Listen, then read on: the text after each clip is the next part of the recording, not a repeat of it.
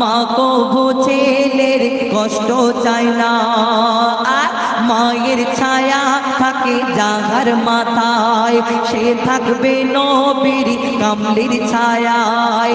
মায়ের ছায়া থাকে, মায়ের দোয়া থাকে যাহার মাথায়, সে থাকবে নবীর কামলির ছায়ায়।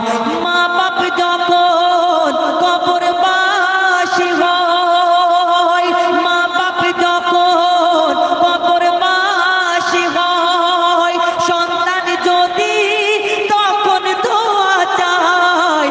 মা বাপ যখন কবরবাসী হয়, সন্তান যদি তখন দোয়া চায়। কবুল করে আল্লাহ আহাদ, দোয়ার ওসিলায় গুনাহ হয় মাফ। কবুল করে